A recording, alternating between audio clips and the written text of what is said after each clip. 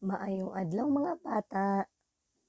Karon atong isgutan ang atoang subject nga edukasyon sa pagpapakatao o ESP sa grade 2.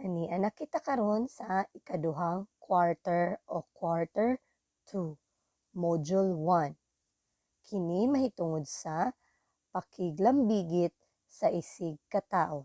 Human sa paggamit ni ining module, hinaot nga ikaw makasabot sa mga mosunod. Nagpakita sa pagkamahigalaon ug panaghigalaay uban ang pagsalig sa mga mosunod. Mga silingan, paryente, bisita, bag-ong kaila ug gikan sa ubang lugar. Unang adlaw, sulayan nato. Idibuho sulod sa kahon ang miyembro sa imong pamilya ug nganli sila. Diha sulod sa kahon, i-drawing ang mga miyembro sa imong pamilya. Pagkahuman, sa ubos ni ini, isulat ang ilang mga ngalan. Nakuha? Pwede nimo kining koloran ang imong drawing. Sunod, ikaduhang adlaw.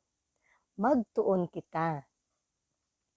Butangi og malipayong nawong kung ang hugpulong nagpakita og maayong buluhaton sa balay. Nasubong nawong kun dili. Una, pagtabang sa paghugas sa plato human mukaon. Malipayong nawong ba o nasubong nawong?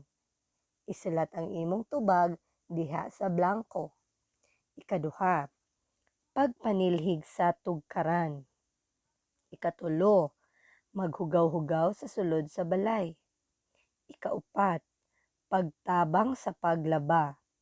Ug ikalima, paghipos sa mga dulaan human gamiton. Kung humana ka, magpadayon na pud ta. Magbansay kita. Unsa pa ang mga buluhaton sa balay ang kaya nimo nga buhaton? Idibuho ang imong tubag sulod diha sa balay. So nakita nimo diha nga naay drawing nga porma sa balay. Idibuho diha sa sulod ang mga buluhaton sa balay nga kaya nimo buhaton. Kung kaya nimo maghugas og plato, idibuho diha na kaya nimo maghugas og plato.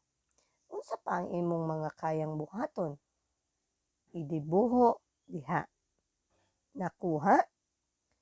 Magpadayon pa ta. Ikatulong adlaw. Magbansay pa kita. Kuluri ang mga hulagway nga nagpakita og maayo isip pagpadayag sa pagbati sa isig katawo. Tan-awa ang mga hulagway. Asa diha ang nagpakita og maayo isip pagpadayag sa pagbati sa isig katawo. Kung nagpakita kini, kolori ang hulagway. Kung wala nagpakita, ayaw kini kolori. Hinumduman nato.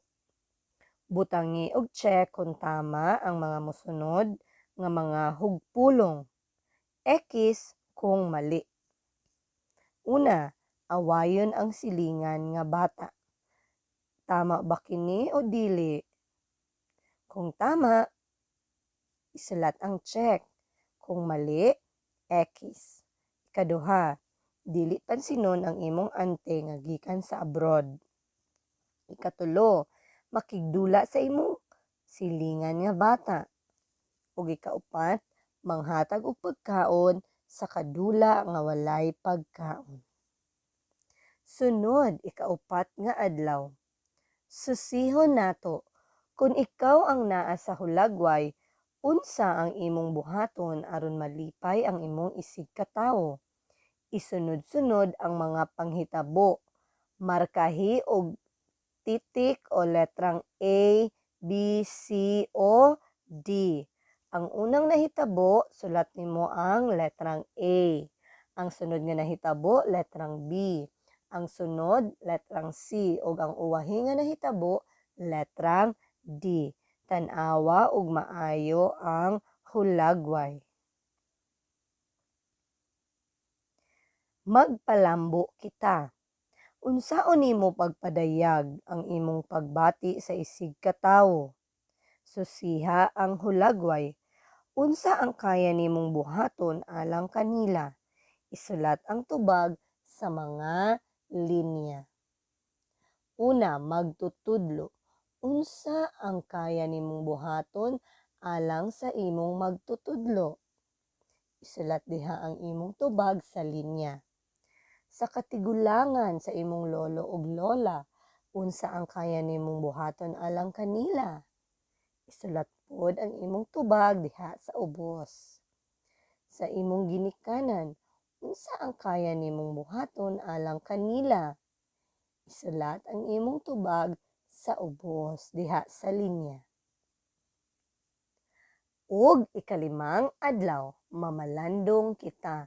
Idibuho ang pulong na isig ka tawo gihigugma ko.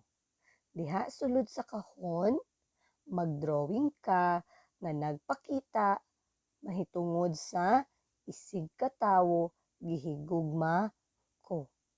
Kini nagpakita og pagmahal sa ubang tawo.